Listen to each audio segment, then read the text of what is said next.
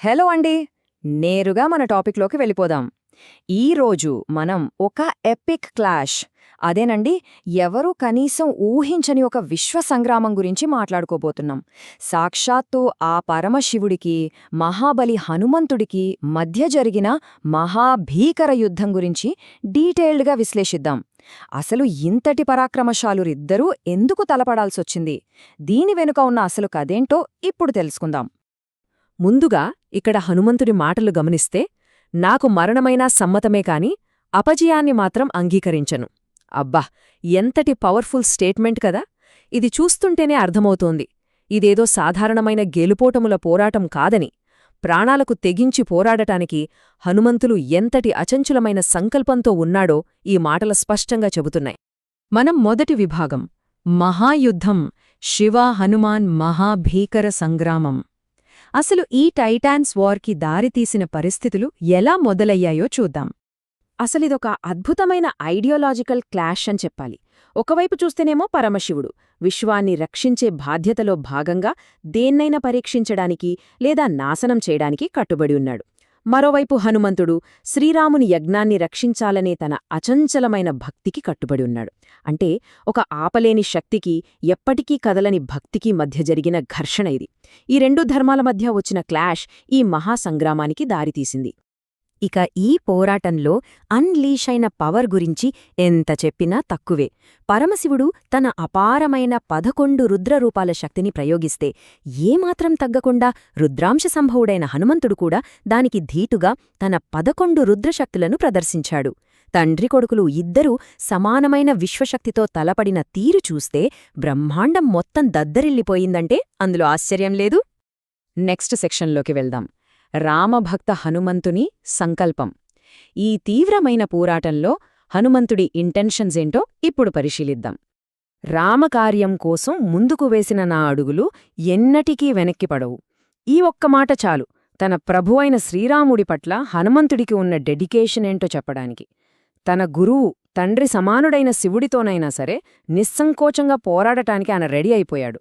తన డ్యూటీ నుంచి తనను ఎవ్వరూ డైవర్ట్ చేయలేరని చాలా క్లియర్గా తేల్చి చెప్పేశాడు. ఇక్కడ మనం అర్థం చేసుకోవాల్సిన మరో ముఖ్యమైన విషయం ఉంది. ఈ పోరాటంలో హనుమంతుడు మామూలు కష్టాలెదుర్కోలేదు. ఎన్నో భయంకరమైన అస్త్రాల దాడులను తట్టుకోవాలి, భరించలేని శారీరక బాధను అనుభవించాలి, దానికి తోడు తన వాళ్లు పడే వేదనను కళ్లారా చూడాలి. ఇవన్నీ జరుగుతాయని ముందుగానే తెలిసినా ఆ బాధలను ఫేస్ చేయడానికి సిద్ధపడ్డాడే తప్ప అంగుళం కూడా వెనక్కి తగ్గలేదు. ఇప్పుడు మనం బ్రహ్మాండపు అస్త్రం, పాశుపతాస్త్రం గురించిన సెక్షన్కి వచ్చాం. ఇక్కడేనండి ఉత్కంఠ పీక్ స్టేజ్కి వెళ్ళిపోతోంది. హనుమంతుని ఆపడం ఇక వేరే అస్త్రాలతో సాధ్యం కాదని గ్రహించిన శివుడు ఫైనల్గా తన అత్యంత శక్తివంతమైన అస్త్రాన్ని ప్రయోగించక తప్పలేదు. అసలు ఈ మూమెంట్ ఎంత సీరియస్ అనేది మనం ఇమాజిన్ చేసుకోవాలి. ఎందుకంటే పాశుపతాస్త్రం అనేది మామూలు బాణం కాదు, సమస్త విశ్వంలోనే అత్యంత వినాశకరమైన అస్త్రం. ఇది సృష్టిలోని ప్రాణులందరి శక్తిని లాగేసుకుని ఎవరూ ఎస్కేప్ అవ్వలేని మరణాన్నిచ్చే ఒక ప్రళయం లాంటిది. ఒక్కసారి ఇది ప్రయోగించబడితే ఇక డెత్ కన్ఫర్మ్ అని అంత వణికిపోయే మహాశక్తి ఇది. దీని ఎఫెక్ట్స్ ఎంత టెరిఫైయింగ్గా ఉంటాయంటే ఇది విశ్వంలోని సమస్త జీవుల ఎనర్జీని హరించేస్తుంది, దేవతలను సైతం తమ శక్తులను బలవంతంగా సరెండర్ చేసేలా చేస్తుంది. పైగా దీని ఇంపాక్ట్ వల్ల భయంకరమైన రాక్షస శక్తులు పుట్టుకొస్తాయి. ఇలాంటి డిస్ట్రక్టివ్ పవర్ చూశాక ఈ అస్త్రం బారినుంచి హనుమంతుడు ఎలా బతుకుతాడు అని సాక్షాత్తు దేవతలే భయపడిపోయారంటే అర్థం చేసుకోండి. కాని ఇక్కడే మనకు హనుమంతుని నిజమైన గొప్పతనం కనిపిస్తోంది.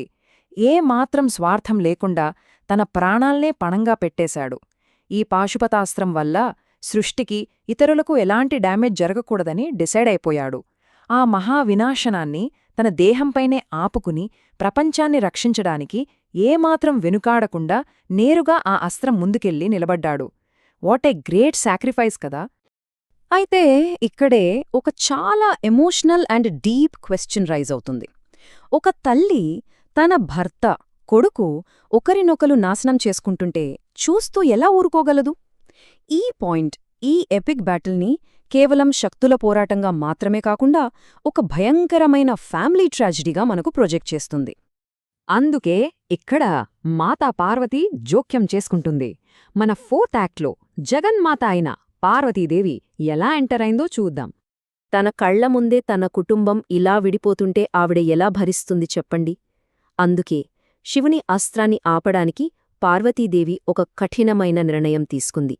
ఆ పాశుపతాస్త్రం శక్తిని మొత్తం లాగేసి తన కొడుకైన హనుమంతుడిని కాపాడుకోవడానికి ఆమె తన అంతిమ పరాశక్తిని ఆవాహన చేసింది. యాదేవీ సర్వభూతేషు శక్తిరూపేణ సంస్థిత అంటే సమస్త జీవులలో శక్తిరూపములో కొల్వయున్న ఆ దేవికి నమస్కారం. ఈ పవర్ఫుల్ మంత్రం ప్రతిధ్వనిస్తుండగా పార్వతీదేవి ఆ భయంకరమైన యుద్ధాన్ని ఆపడానికి తన అసలైన శక్తి స్వరూపాన్ని చూపించింది. ఇది జస్టొక మంత్రం కాదు, తన బిడ్డను కాపాడుకోవడం కోసం సృష్టిమాత చూపించిన అసలైన పవర్.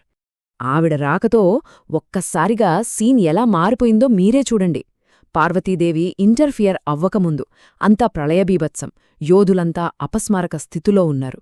కాని ఆమె వచ్చిన తర్వాత ఆ భయంకరమైన పాశుపతాస్త్రం కూలైపోయింది. కింద పడిపోయిన వారంతా మళ్లీ ప్రాణాలు పోసుకున్నారు. ఒక తల్లి ప్రెజెన్స్ యుద్ధభూమిలో కూడా ఎంతటి అద్భుతమైన స్వస్థతను ఇస్తుందో ఈ మార్పు మనకు చాలా అందంగా చూపిస్తుంది. ఫైనల్గా డ్యూటీ వర్సెస్ మదర్హుడ్, ధర్మం మరియు మాతృత్వం.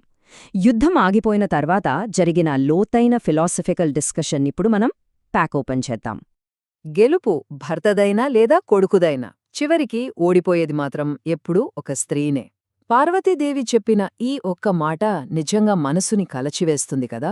అది ఎంతటి ధర్మయుద్ధమే అయినా సరే, ఒక ఫ్యామిలీ మీద పడే కనబడని పెయిన్ని, ట్రాజడీని ఈ వాక్యం పర్ఫెక్ట్గా క్యాప్చర్ చేసింది. ఇక్కడ మాతా పార్వతి కొన్ని స్ట్రాంగ్ ప్రిన్సిపుల్స్ని క్లియర్గా ఎస్టాబ్లిష్ చేసింది.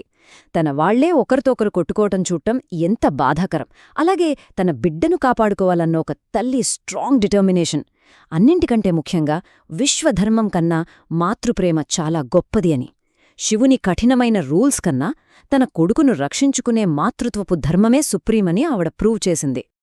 అయితే ఇక్కడ శివుడు తన సైడ్ ఆర్గ్యుమెంట్ కూడా పెట్టాడు.